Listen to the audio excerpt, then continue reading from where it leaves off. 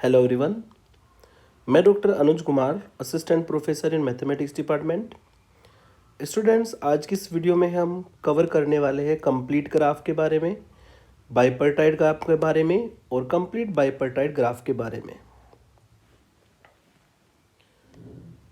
सबसे पहले डिफाइन करते हैं कंप्लीट ग्राफ। कोई ग्राफ कंप्लीट कब होता है?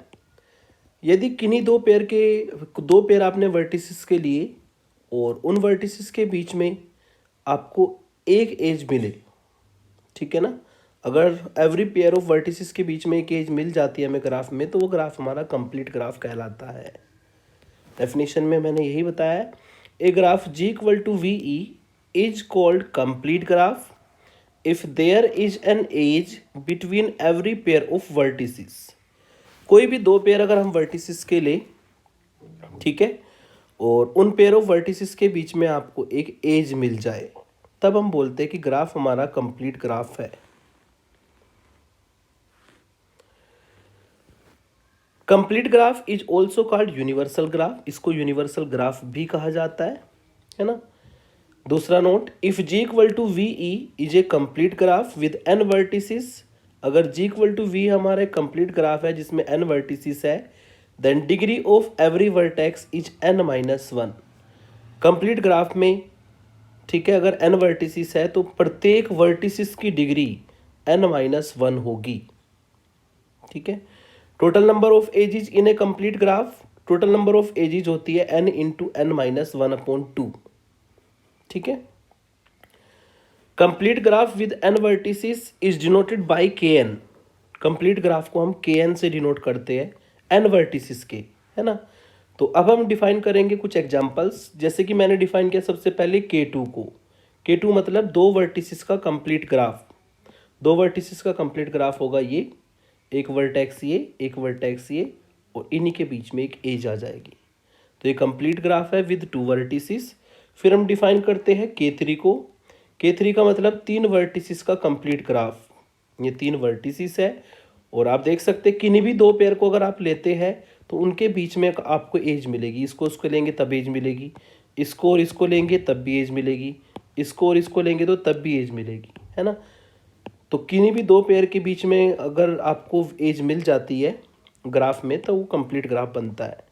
तो ये तीन वर्टिसेस का कंप्लीट ग्राफ है। ऐसे ही फिर मैंने K4 को डिफाइन किया है। K4 हमारा चार वर्टिसेस का कंप्लीट ग्राफ है। ये चार वर्टिसेस हो जाएंगे इसके, और इसमें आप किन्हीं भी दो वर्टिसेस को ले लीजिए, उसके बीच में एक एज आपको जरूर मिलेगी, ठीक है। और ऊपर मैंने बताया कि आपको अगर ग्राफ में n वर्टिसेस है तो प्रत्येक वर्टेक्स की डिग्री n माइनस वन होगी, ठीक है ना।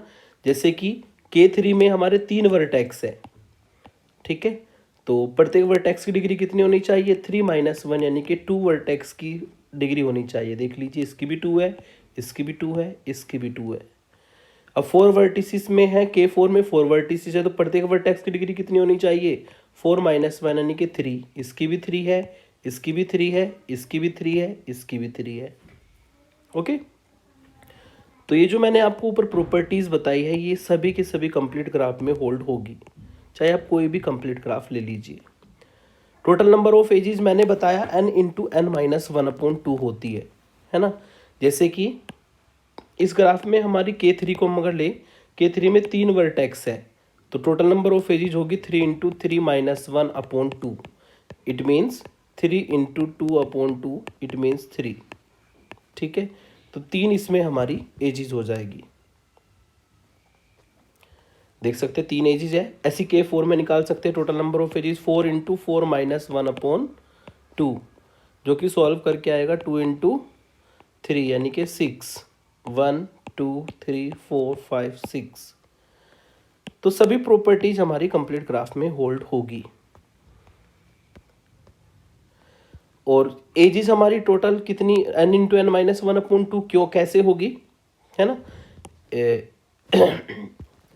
K10 में अगर आपसे पूछा जाए एग्जांपल, जैसे कि 2 नंबर में पूछा गया पहले भी है कि how many edges in K10। K10 का मतलब 10 वर्टिसेस का कंप्लीट ग्राफ में कितनी एजेस होगी, तो आपको फॉर्मूला अप्लाई करना है n into n minus one upon two वाला, है ना। n की वैल्यू क्या रख देनी है? 10, तो 10 into ten minus one upon to, ठीक है, कंप्लीट ग्राफ में जो फॉर्मूला होता है n into n minus one upon two वो रखेंगे, n की वैल्यू 10 डाल देंगे तो आपको टोटल नंबर ऑफ एजेस मिलेगी 45।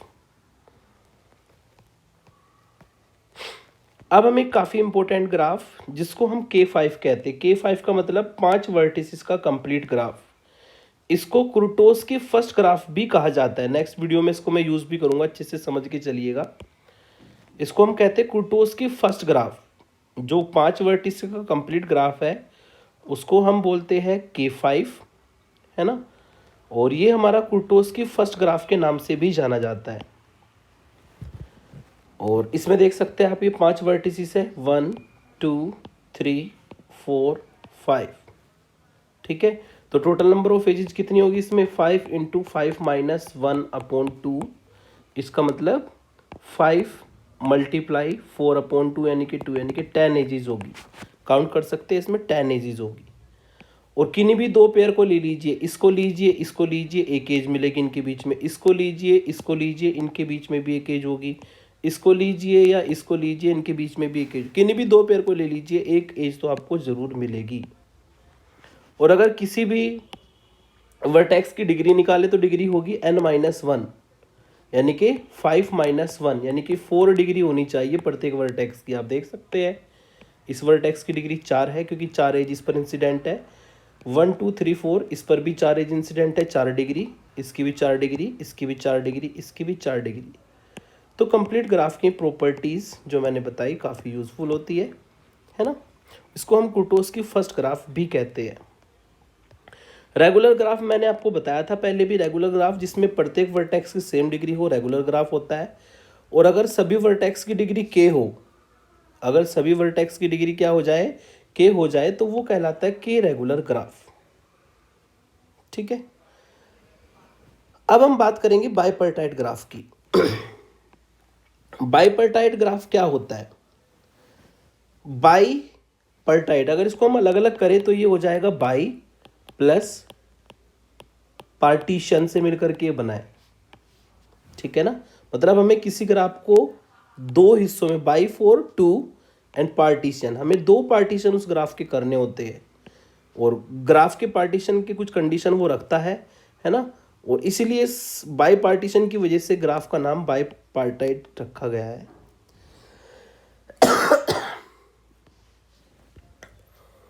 डेफिनेशन इसकी ये है कि एक graph G equal to VE, ये हमारा कोई ग्राफ है, is said to be bipartite graph if there is a partition. हमने क्या करना है, जो V वर्टेक्स का सेट है इसका पार्टीशन करना है दो सेट में, एक V1 में और एक V2 में।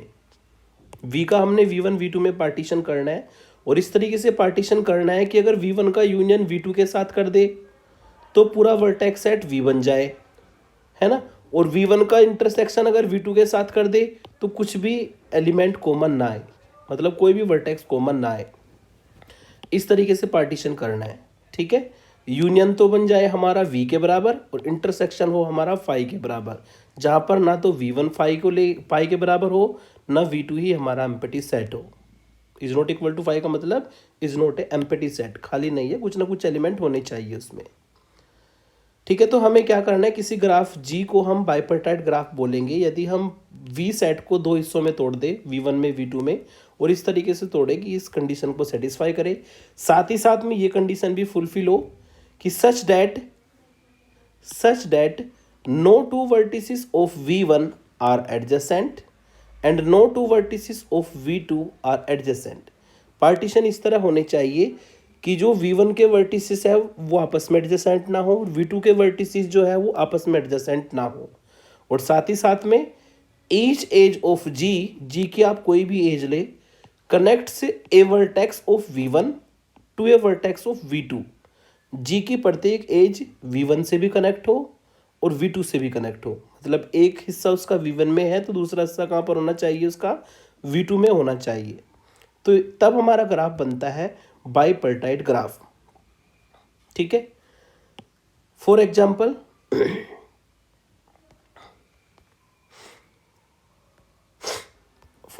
इसको आगे बताता हूं मैं। एक होता है complete bipartite graph. Complete bipartite graph कब बनता है, A bipartite graph G equal to VE is said to be complete if each pair अगर आप कोई भी पेयर ले, V1 belongs to V1 and V2 belongs to V2, दो vertex लिए, एक V1 का एक V2 का, और उनसे अगर हम एज बनाए V1 V2 एज, ठीक है, वो ग्राफ में बिलोंग करनी चाहिए ई एज, वो ई सेट में बिलोंग करनी चाहिए हमेशा, इस ई सेट में बिलोंग करनी चाहिए। और अगर हमारी कार्डिनलिटी V1 सेट की M है और कार्डिनलिटी V2 सेट की N है, ठीक है, अगर हम नंबर ऑफ वर्टिसेस जाने, V1 में वो M है, नंबर ऑफ वर्टिसेस V2 में N है, तो जो कंप्लीट बाइपर्टाइट ग्राफ की नोटेशन होती है उसको हम KMN से डिनोट करते हैं, ठीक है। KM हो जाएगी V1 की कार्डिनलिटी और N हो जाएगी V2 वर्टिसेस के सेट की कार्डिनलिटी। तो कंप्लीट बाइपर्टाइट ग्राफ को हम KMN से भी डिनोट करते हैं। फॉर एग्जाम्पल मैंने K22 लिया, ये K22 मतलब हमें इसमें दो हिस्सों में इसको पार्टीशन करना है ग्राफ को। एक हमारा पार्टीशन हो जाएगा ये वाला, जिसको हम V1 का नाम देंगे, इसमें हमारे दो एलिमेंट होंगे V1 V2। दूसरा हमारा हिस्सा होगा V2 जो कि नीचे वाला हो जाएगा, है ना, उसमें एलिमेंट जाएंगे V3 V4। ओब्वियसली आप देख सकते हैं कि अगर V1 का यूनियन V2 के साथ करे तो बन जाता है V1 V2 V3 V4, मतलब पूरा वर्टेक्स का सेट बन जाएगा। और अगर V1 का इंटरसेक्शन V2 के साथ करे तो कुछ भी एलिमेंट कॉमन नहीं आएगा, is will be equal to 5, कोई भी एलिमेंट कॉमन नहीं आएगा क्योंकि इसमें अलग है एलिमेंट, इसमें अलग है। तो ये पार्टीशन हो जाएगा, इसलिए बाइपर्टाइट ग्राफ बनाएगा, है ना। और आप देख सकते हैं कि G की प्रत्येक एज इधर V1 में कनेक्ट है और इधर की साइड में V2 से कनेक्ट है ना। एज किस तरीके से कनेक्ट है, इधर तो V1 में, ऐसे V1 में, फिर इधर V2 में, इधर V1 में, इधर V2 में, इधर V1 में, इधर V2 में, इधर V1 में, इधर V2 में, ठीक है। तो सभी एजेस हमारी V1 की V2 के साथ में कनेक्ट है, ओके। तो इसलिए हम इस ग्राफ को बोलेंगे बाइपर्टाइट ग्राफ। और ये कंप्लीट बाइपर्टाइट ग्राफ है क्योंकि V1 V2 अगर हम लेते हैं दो वर्टेक्स, एक V1 का एक V2 का, तो जो एज मिलेगी वो हमारी ग्राफ में जाती है। इसलिए हम इसको K22 से डिनोट करते हैं क्योंकि ये हमने दो दो वर्टिसेस की कार्डिनलिटी को देख करके लिया है। V1 की कार्डिनलिटी 2 है, V2 की कार्डिनलिटी 2 है, इसलिए हमारा K22 बनेगा। नेक्स्ट एग्जाम्पल है हमारा, show that the graph is a complete bipartite graph. आपको प्रूफ करना है जो मैंने ग्राफ बना रखा है ये हमारा एक कंप्लीट बाइपर्टाइट ग्राफ है। इसका मतलब इसको कंप्लीट बाइपर्टाइट ग्राफ की डेफिनेशन को सेटिस्फाई करना होगा। हमें इसके दो सेट बनाने होंगे V1 V2, जिनका यूनियन V बन जाए, पूरा सेट बन जाए, और इंटरसेक्शन 5 आए, और साथ ही साथ में V1 और V2 की जो है एजीज के द्वारा कनेक्ट होने चाहिए, है ना। वो कभी सभी कंडीशंस हम सेटिस्फाई करेंगे। तो प्रूफ में हमने क्या किया, let G equal to VE be the given graph, और वर्टेक्स जो पूरा V सेट है उसमें हमारे 7 वर्टिसेस है, V1 V2 V3 V4 V5 V6 V7। तो हमने V को पार्टीशन किया दो वर्टिसेस में, है ना। दो वर्टिसेस में किस तरीके से लिया, दो वर्टिसेस के सेट में लिया। एक तो बनाया मैंने ऊपर से बनाया V1 V2 V3 को एज ए सेट V1, और नीचे से मैंने बनाया इन वर्टिसेस को as a set of V2। तो इस तरीके से मैंने पार्टीशन किया। ओब्वियसली इनका यूनियन करेंगे तो पूरा सेट V बन जाएगा, इंटरसेक्शन करेंगे तो कुछ भी एलिमेंट कॉमन नहीं आएगा, ठीक है।